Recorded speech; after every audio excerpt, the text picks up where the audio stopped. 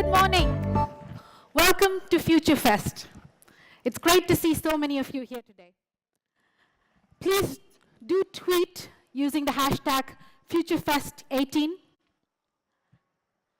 An extraordinary wave of new advances in artificial intelligence is now underway in a wide range of sectors, from recommendation engines to speech recognition, from predictive tools to driverless cars.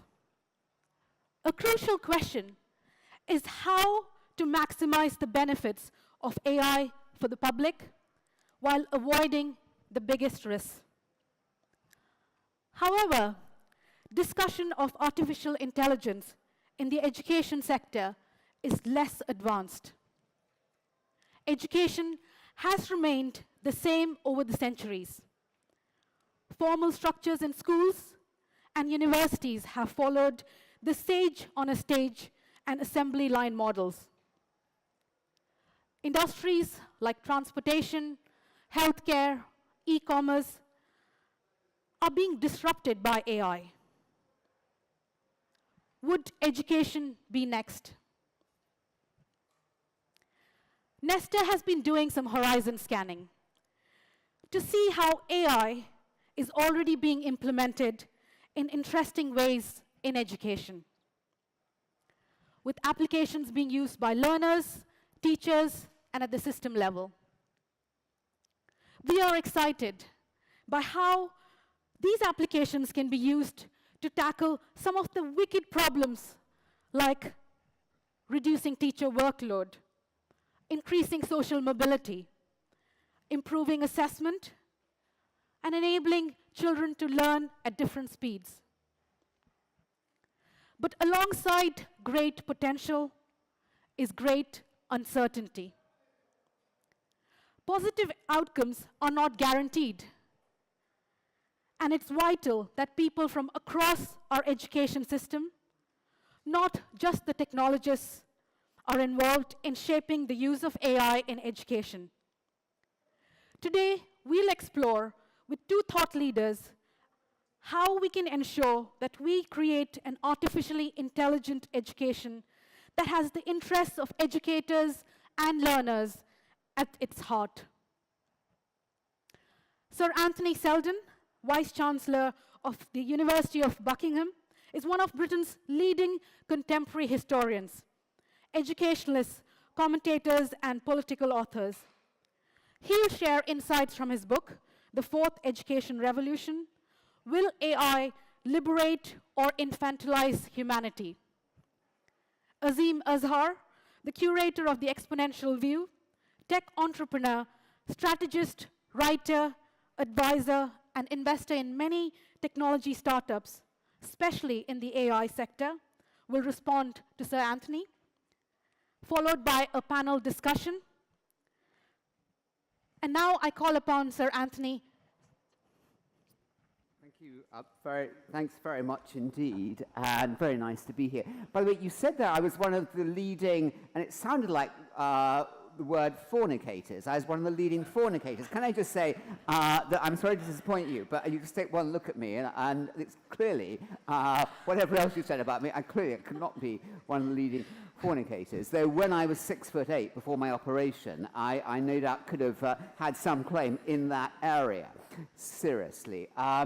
We're going to begin with something that is going to sweep the world in this century, and needs to, because in the world of cyber, in the world of digital, we are in great danger of losing our humanity, losing what it means to be human, because we no longer are in touch with ourselves. So we're just going to do a 30-minute, you don't have to do this if you have a philosophical, ideological, religious objection to it, because it's really weird and it involves breathing and making yourself fully present. So if that is too weird for you, please don't do it. For the rest of us, I'm going to close my eyes, 30 seconds, and we're just going to inhale to the count of 3 and exhale to the count of 5. And just becoming aware, much more aware for the first time of your bodies, inhaling to that rhythm through the nostrils, the sounds all around you, and become aware of yourself. You are utterly unique, and we need to ground ourselves constantly in our humanity and in our bodies and in our minds so that we don't forget ourselves and we've lost it. So open the eyes. And great. So I've come into this, but who does practice mindfulness or yoga in any form at all? Okay. So you know, that's, if I'd done that yesterday, half the hands would have gone up. I mean, it's a rapidly evolving field. So I come at this not as a AI person. I used to teach Azeem way back, and I was a historian. So I'm the historian of Downing Street. That's my life. I'm not an AI person, but I am, I think, the only person in the country who's run schools and now running a university. So I see the process of education all the way through from 3, and as a dad all the way from 0, up to, and last month I gave a degree to somebody who was 92. Who's 92. As I said when I was giving him the degree, the only sadness is that your mum and dad couldn't be here to see it. He didn't react and made me slightly puzzled whether he'd heard me or did hear me and didn't approve. Anyway, moving on from that. So I'm interested in this. And the fourth education revolution is looking at, from the education side, I mean, the whole process about what it means to be intelligent, what it means to be educated, what it means to be human, that's the side I'm coming at it from. And then picking out what we can use from AI that is going to ensure that we do a better job at educating people in a more whole, more rounded, more deeply satisfying way than we've done to date, and in a much fairer way for people of all nationalities, all classes, all backgrounds, because education has been very white, very male, very middle class throughout the world. So, and to make that point, the intelligence test that has dominated education throughout the world was devised by people just before the First World War in the University of Breslau. So they were so pleased to have devised this intelligence test. And they then tried it out on a group of people, and they were just amazed because the people who came top of their IQ test, that same IQ test which we still see in schools at the moment around the world, including in Britain, they were astonished. Can you believe this? That the people who came top of their IQ test were people just like themselves. I mean, how extraordinary. Can you imagine that? They were male, they were white, they were middle class, they were left-brain cognitive thinkers. I mean, how astonishing. And this narrowing down of what it means to be intelligent is something that AI can sort out. So, the book, The Fourth Education Revolution, very simply taking you through 5 million years of history in my remaining 6 minutes. The first of those revolutions was 5 million years ago and was the beginning of learning. The beginning of learning about what? About how to cook, about how to make weapons, how to make cooking implements, how to have clothes, how to tend animals. The second education revolution was 5,000 years ago. This was the beginning of organized learning in schools. Suddenly, human beings were now settled down on 4 rivers, one in China, one in India, one in Assyria, one in Egypt, and people now needed to have the organized passing on in schools of learning about law, about commerce, about technology, about the arts of politics and government. The third revolution, 500 years ago, was about the massification of education facilitated by the printing press.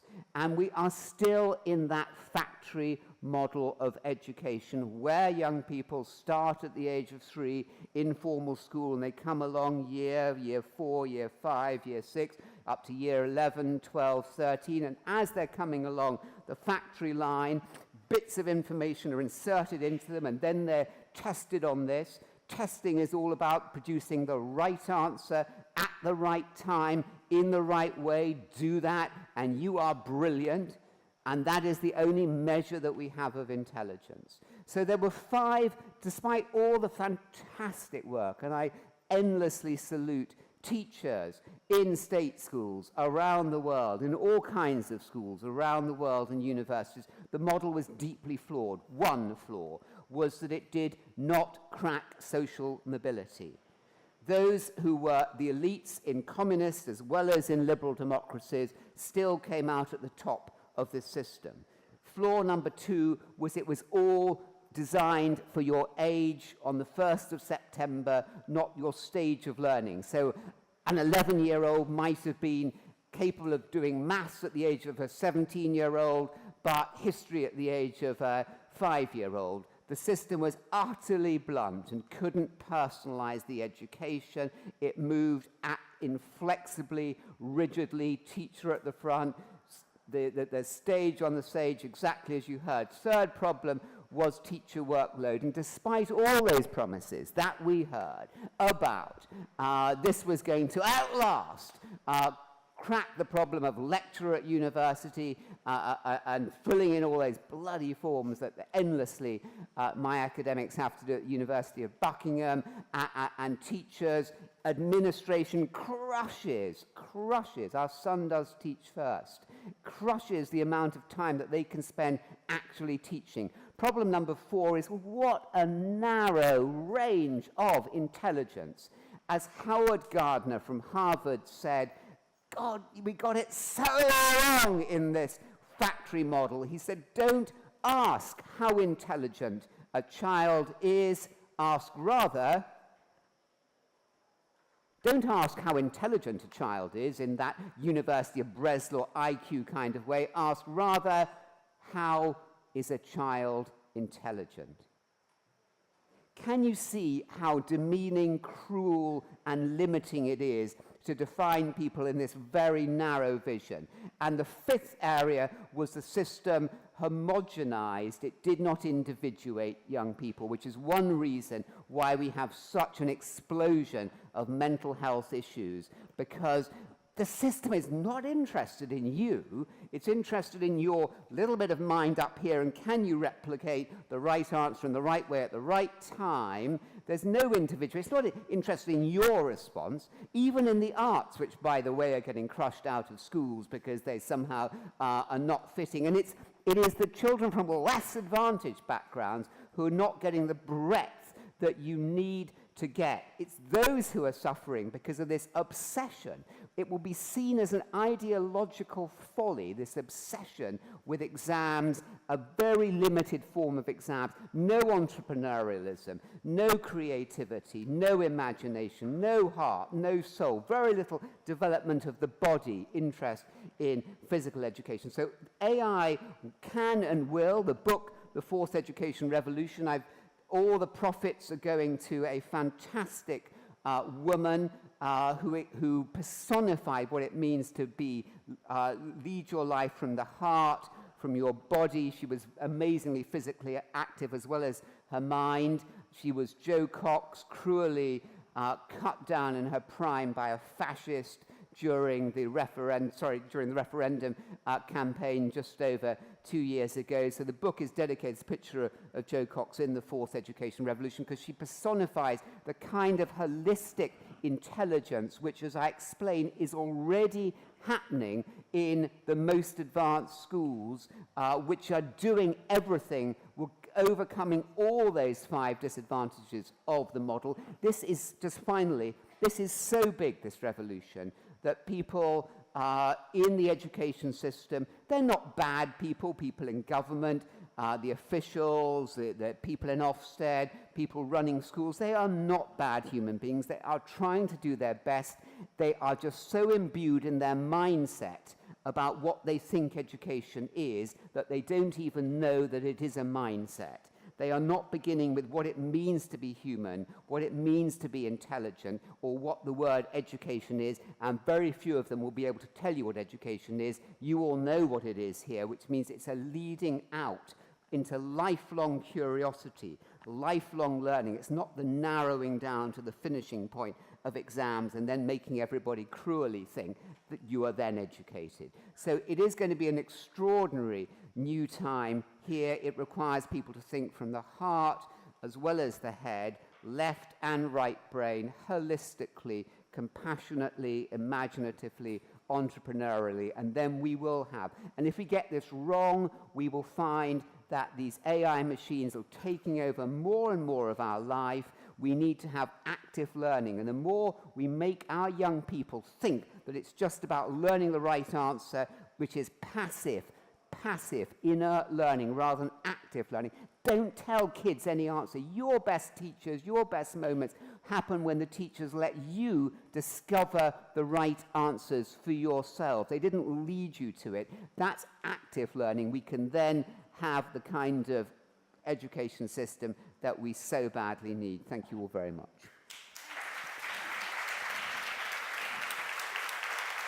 Thank you very much. So I call upon Azeem to respond to Sir Anthony. It's great to be here, and as Anthony said, he did teach me many years ago. I used to call you Sir then, and then, of course, you now are Sir Anthony, but I now call you Anthony. I'm not a real Very, Sir. very confusing. I never was. Those of you who have a sort of Obi-Wan, Anakin metaphor running through your head, I really very much agree with everything that Anthony has said, and there was such a palpable buzz around my school when we heard that this crazy reformer character was joining what was a very stodgy school. I've spent the last 25 years in the tech industry. I worked as a journalist at The Economist, and then I started to found quite often very technical companies, and I now split my time as an investor, a venture capitalist in early stage companies, and I write a newsletter called Exponential View, which really looks at the impact of these issues. So I've got a long perspective on some of the things that technology is doing for us. And we are at a point of great volatility and uncertainty and rapid change and a rapid rate of change. And I just want to maybe just demonstrate that with an exercise. It's going to take a couple of seconds. We only have 5 minutes. So could you just start off by holding up your hand if you are 28 years old or older? Right, so that's a lot of us. Okay, so now keep your hand up and put your hand down if you haven't heard of the following things as I read them out. iPad, Uber, Chrome the web browser, Airbnb, Deliveroo, Spotify, Instagram, WhatsApp, and Netflix. So pretty much everyone here, thank you, hands can go down, is over 28 and has heard of all of those things. Not a single one of those products existed before you were an adult, because they're all 10 years old or less, and they've pretty much changed our lives. They're ubiquitous in the way we work, and that is really a summary of the pace of change we've seen in the last 10 years. But if we step further back and think back to the Prussian model of education, which we've heard a little bit about today, think back to what the world was like then, what we knew then, and what we know now, and just give you 3 small vignettes. So the first is that back then, physics was deterministic. It was billiard balls and Newton. So Bohr, Heisenberg, Schrödinger and his lovely cat had not made their appearance into our framework of how we understand the physics of the world. We had this single theory of education, a sort of generalized G that white middle-class men were very good at, but we've now started to establish much more evidence for many different types of intelligence, both in the human and the animal kingdom. Even strong evidence about how our gastrointestinal tract affects our memory, our learning, and our mood. It's called the gut-brain link. I was never really taught anything about food and my cognitive abilities at school or university. And in some sense, we've made a lot of progress in understanding how the brain works mechanistically, but we're not really any closer to building a working artificial brain, even though we can, in some ways, create machines and in very limited contexts can do things that humans can do. And of course, one of the things that Anthony mentioned was that in education we haven't really impacted things like social mobility and equality, to which I would also add the notion of identity and cultural diversity. But the AI technologies of the last 10 or 15 years have a tendency, through the way in which they emerge in the economy, to exacerbate levels of inequality. And at the same time that they may enable some types of mobility, in practice they don't seem to. And let me just say something about AI in the context of it as a technology. I mean, it's a special technology. It's a general purpose technology that is really starting to upend a lot of different industries. I couldn't say any of this 5 years ago because progress has been so fast, but AI is now better at assessing damage to cars than trained insurance assessors. You can have AI systems that can help product designers design much better looking chairs than they otherwise would have done. They can predict protein structures far better than humans. And so in 5 years, we've teleported this capability, and it's innovating and improving faster than the previous technology changes that we discussed. So think back to your life when you were 10 years ago without an iPad or Uber or Netflix or Spotify or any of these things. So one thing certain is that the 3 R's, reading, writing, and arithmetic, aren't really enough. And I've used a model that I call the 7 C's, because it's got to have a trip off the tongue. And those C's are of computational thinking, they're of culture and communication, they're of character, they're of cognitive skills, they're of critical thinking, they're of creativity, and they're of collaboration. And I'm going to whip through each one of those just briefly. So computational thinking is really a higher order skill about how do you approach a problem and figure out how to solve it within engineering and environmental constraints. It's really the tool set that you use to actuate or realize your creative ideas. And it's things like statistical thinking and scientific method and reductionism and systems thinking and ultimately at the end coding. On communication and culture, the second C, these are the skills of understanding and living in complex communities. Fewer of us are going to be tending to machines like laptops and lorries, and machines are going to be good at doing mundane things, leaving difficult, hard human things left for us to do. And that means that we have to be able to interface with those humans, and that means empathy and understanding of others, cultural anthropology and diverse histories. The third C is character, which is the skills of understanding oneself and judging one's own behavior and actions. And in a world that changes rapidly, you are going to fall down a lot. So you need to know how to pick yourself up. So this is self-reflection, grit and resilience and personal accountability. And frankly, just an understanding of how you live happily.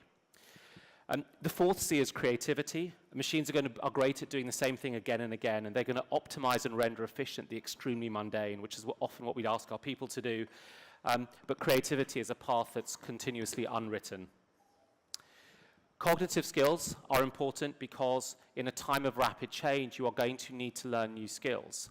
I mean, I have had to reskill myself consistently in my industry because things just change very, very quickly. And the corollary of that is that there are things that I haven't looked at for 2 years where I'm now hopelessly out of date. Critical thinking is the sixth of the C's. In a time of fake news, the data deluge, and demagogues, we need to be able to consider critically not just what we read and hear, but also what we output. And the final C is collaboration. With some of this, our life is going to be collaboration with other humans in those human domains. But a lot of the time, we are going to be collaborating with machines, and we're going to need to know how to collaborate with them, whether it is the smart radiology tool that helps us identify cancers, or whether it is a smart chair designing tool I talked about earlier. AI is going to can be an amazing co-pilot to chess players and to biochemists. So we'll need skills to master how to work with them. Now, 5 minutes isn't a huge amount of time to touch on all of these issues, but I hope we've got enough to have a good conversation. Thank you. Thanks. Thank you. Thanks. Thank you. So I'll start off with the first question. Sir Anthony talks about the school journey in 2030. and the different phases of how that was going to be impacted by AI. Which of these phases do you think will be most impacted and which will have very negligible impact by AI? So I think that teachers are so important to everybody's education. And it is entirely wrong and unjust that there are 1.2 billion young people in the world today who either are not in a school or don't have any specialist teachers. And by the way, there are hundreds of thousands of young people in this country who do not have specialist teachers. And they are precisely the people who most need to have if they're to overcome the relative deprivation of the backgrounds from which they come. Now, we can have, with this technology, the personalization, as you all know here in the audience, the personalization of the education for everybody. So rather than a blunt class, I mean, do you remember what it's like being in a class of 30 people where there are some who really are not interested? The attention level, we did that mindfulness exercise at the beginning to try to think what it's like where we're all together and all really present. The attention levels in most classrooms around the country are low because the teacher can't individuate them. There are 30 different people at different levels of understanding, different ways that they have of learning. The machines will be able to personalize, as they are already in the schools that I talk about in the fourth education revolution, like the OUT schools and the Summit public schools, which are state schools in America, where the children arrive in the morning, they have their playlist for what they're going to be studying, so they pick up on chemistry at exactly at their level of where they are. They have a personalized chemistry lesson. The machine knows their learning quirks, they know their difficulties, they're constantly coming back, pushing them just beyond their comfort level so that they are always being stressed, that they know their sense of humor, they know how to get them back on task. So this is going to be most valuable. So you'll have an Eton style quality education for everybody, because these machines will be as good, or ARC, to use a state school analogy, the ARC schools in this country, absolute result for kids' schools, fantastic state schools with great teachers, that quality for everybody, regardless of where they are. Clearly, teachers are still going to matter very, very much. I don't think the numbers of teachers are going to decline, nor indeed teaching assistants, but it will mean that the day, rather than 85% in a 85% in a state school day with your 5 hours of lesson, and then a bit of time for assembly, bit of time for break, bit of time for lunch hour, and that's it. These schools suggest that we can do much more learning, not in 85% of the time, but in 30% of the time, leaving 70% of the time for the fantastically broad, exactly the things that Azeem was talking about with the C's on character, on collaboration, on project work, so that we can have a much more satisfying, deep and true sense about what it means to be human, what it means to be intelligent, what it means to be educated, those three things. Yeah. Thank you. I mean, I think we have some early positive signs for what could be possible. I have had to teach myself a lot of things in the last 10 or 15 years. It's become much easier since YouTube was around. There's a branch of maths, matrix maths, which I did when I did my further maths A-level, but I never got up to tensors, which are multi-dimensional versions of matrices, and I need to learn that. I've had to learn that over the last 4 or 5 years because of the maths that's used in deep neural networks. I've learned it from YouTube videos, and I've been able to find people who are just really, really good at their kitchen counter at explaining the maths of higher order tensors, and I've spent an hour and a half doing that.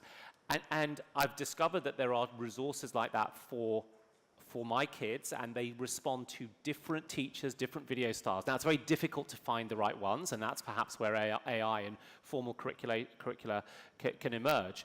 And so if you could extend that, you could imagine a point where kids are self-directing their learning through resources that are appropriate and appropriately suggested to them. I mean, if Netflix can recommend a great video that keeps them hooked for hours and hours, we can do the same with sort of learning resources.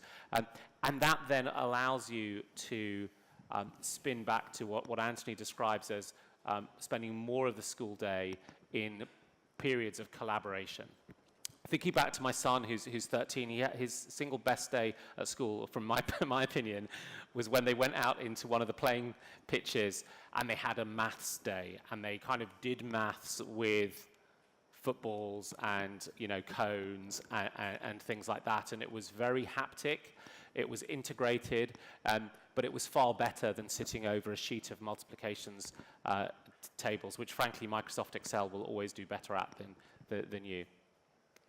So do you think that AI will play a role in building some of these social and emotional skills, or would that predominantly be done by teachers? It's a really interesting question. I think we want to believe that AI won't be able to do that, because we don't want to feel that we can engineer those skills. But we already know that we can engineer those responses. If you there's a clinical inventory for depression called the Beck Depression Scale, and it's 21 questions, yes or no. I mean, we've engineered how you feel into a 21-point set of questions. So I think that we will be able to develop systems that will help, that could technically help teachers to understand and then provide the right kind of prompts to kids. And we're starting to see for kids with autism, interactive systems that allow them to develop fields of empathy. But then there's also the other side of it. There are schools now in China where there are CCTV cameras, and the teacher can look at a bank of screens and look at the attention levels of kids as predicted by their facial expressions from the computer imagery. Can I just say there, just a quick tip about the heat here, that one thing you may find helpful is that when we get hot, our heart rate goes right up. It's like when we're worried. And a way around that is just to do this regular deep breathing. You'll find it will bring your heart rate right down. It will just get the body going at a slower rate, and you will start feeling cooler. Okay, if that doesn't work, you can sue me. And and on this business about mental health, so with Jeff Mulgan, who runs Nesta, we were so troubled 7-8 years ago by the decline of mental health. We founded with the Labour peer Lord Layard Action for Happiness, a charity to try to help people find the ways of making their own lives happier. And apps really help. So, for example, in the university world where I'm now in, students are finding that talking to a bot about their mental worries can get over some of the anxieties they have about talking to tutors, counselors, or even fellow students. So it's never going to replace it, but this technology, this interactive machine learning technology, individuating to each person, will be able to complement other ways, and in particular getting over the embarrassment, the humiliation, the sense of shame that some people still have about things inside them that they find embarrassing to admit even to themselves. And by not owning up on it, you can suppress it with diazepam and drink and drugs, but that plasters over it. The conversation is healing, truly healing, and machines can help some people with that. Yeah. Can I just, I want to add something to this, because obviously we can do great things with technology, but we also can have these side effects, and there's a lot of work now showing that excessive use of social media sites, especially the one young people use, Instagram, is related to mental illness and feelings of depression. And part of, I think, the challenge is who is going to be making this technology and what is their motivation. They might not, I can almost guarantee, be kind-hearted expert souls like Anthony. They will quite often be young people looking to maximize the profit of the financial exit of a service and looking to race products out into market. And if anyone here has got a teenager playing Fortnite, just raise your hands sullenly, and I apologize on the behalf of the technology industry for that. I think one of the difficult questions is how do we realize the potential of these technologies in the context of the profit seeking that is required to create the incentive for people to produce them, without those technologies holding the educators hostage, or without those technologies serving some ulterior motive that isn't the motive that in the best interests of the student. And I don't have an answer other than to sort of, you know, ring a bell. We are short on time, but I do want to give a chance to the audience to ask questions. So if you can stand, I know that's very hot, but if you can stand up, say your name and organization, and just keep your questions brief. We'll take 3 questions at a time, and then we'll ask the panel to answer. We've got 2 mics here. There's one gentleman here. Other side. So. Yeah. Hello, I'm Ben Sambrook. It's very loud, isn't it? From World Pencil. I liked the 5 barriers, Anthony. The thing that troubles me is that all of the stuff that I've read about AI in education really is focused on doing the existing model better. It's about tweaking stuff. You know, you've got to learn all this physics stuff. You just got to learn it slightly faster and with some videos that we're going to feed you on a sort of Netflix kind of way. But we're still at the risk of missing out the 5th thing about individuating people, because that's still predicated on knowing what kids need to learn.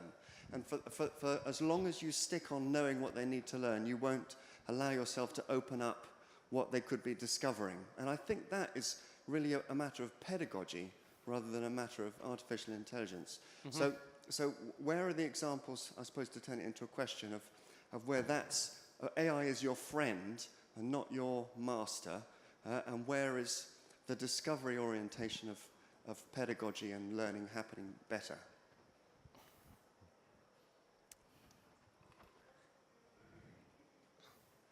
Yep. Hello, Christopher Gilmore, Atma Enterprises, CIC. I've relished everything I've heard, almost to the point of welling up, because this has been my passion for so many years, having taught in 4 continents and all ages between 4 to philosophy, indeed, or free thinking skills, all the way up to people who are now my age. The agony in classrooms, the unkindness needs to be addressed. And I just want to give credit to these people here who immediately removed themselves from seats so people standing could immediately sit. That's not the sort of kindness I remember seeing in schools. I just want to say thank you. Thank you. There's a question at the back there.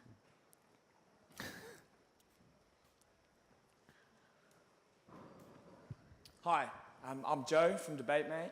We're working on taking our program, which takes interactive debate programs into schools in deprived areas across the UK online, using an online platform. So we're focusing on the kind of what the gentleman touched on over here, and we heard a little bit about looking at soft skills through AI. I just want to hear a little bit more about the critical and creative thinking to developing in young people through AI and what you think the potential is there. Thank you. Mm-hmm. So the first question around pedagogy and how AI could be a friend, not a master. Yeah, just a quick perspective from me. I mean, I think the starting point has to be what does a well-rounded character look like, right? What is the purpose of this education? That may involve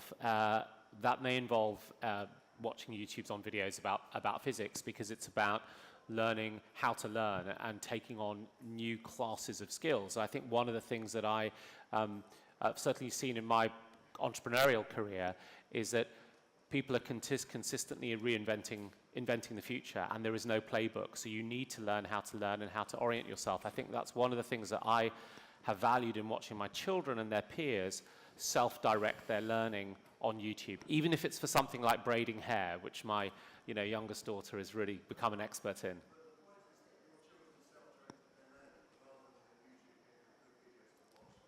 Well, the second recommendation on the hair braiding was a YouTube recommendation, and the third recommendation was a recommendation. And I think that it's possible to help just direct that curriculum a little bit more in a more interesting way. I have a big frustration, if there's any physics teachers in here, with Hooke's law, because people learn Hooke's law, which is about how springs stretch when you put weights on them and they reach their elastic limit. The thing about Hooke's law is that it's really not useful to learn, except that it's a great way of teaching experiments in the classroom, because it's safe and you can do your control and so on. But that's not why they're taught they're learning Hooke's law. They're taught they're learning Hooke's law for Hooke's law, and they're thinking, where in my life do I see a spring? I don't. What you're learning is scientific method, and that's super useful, and that's a skill for life. So, in response to that very searching question, goes to the heart of it. I noticed very early on when I became a school teacher that the younger kids were much more curious and the older ones were not. That all young people, I believe, have that natural curiosity and sense of wonder, including, and how astonishing that we don't do anything with astronomy in our schools. I mean, that is just amazing, because every young person wants to know and understand it. The curiosity, if the technology, as in Uruguay, which is an outstanding example where every school child has a laptop with access to extraordinary technologies, it can nurture the natural curiosity, which is what we should be doing, rather than badgering them to learn. I do think that too many schools, not the fault of anybody, but the school systems knock curiosity, knock wonder, knock naturalness out of children and give them a regimented left-brain kind of view. To Christopher here, and thank you for that, on the point about kindness, if we're just educating the head rather than the heart or the body as well, we're going to have mean people. And then if it's all about competition and who's got all the A stars, then it becomes a self-fulfilling prophecy for those children who are not good at the A star, and they think that they're no good. How many times every day do we hear people say to us, I'm not intelligent, I'm not an academic, I'm not this, I'm not that? Because that's what they've learned to feel about themselves. It becomes a lifelong killer. Ken Robinson is very good about this. Thank you for that. And then to Joe at the end. Where was Joe? Joe, critical thinking, I mean, it's really interesting. You know, it is possible to get 7 A stars at A-level, or 45 points at IB, to go to Cambridge to get a double first, and to be so dim and so silly. And so unintelligent. I mean, my philosopher, bless him, at university was so unintelligent in almost all ways that I valued intelligence. He couldn't cook an egg, and he certainly couldn't lead a happy life, and nor could his wife. And by the way, he couldn't teach either. And so this allows us to think for ourselves, rather than telling young people who won the Battle of the Somme. You put them in the position and say, well, look, if you were planning this, where would you put your forces? How would you cooperate with the French? How might you have fought the battle? So they are actively thinking it through, so they have those aha moments, and they become active learners, and that's precisely what we need if we are to stop the infantilization. The book is subtitled, Will AI Liberate from those 5 limitations, or will it infantilize humanity? And that Cambridge super boffin will be infantilized because he can't think for himself. He's just fixated on the right answer.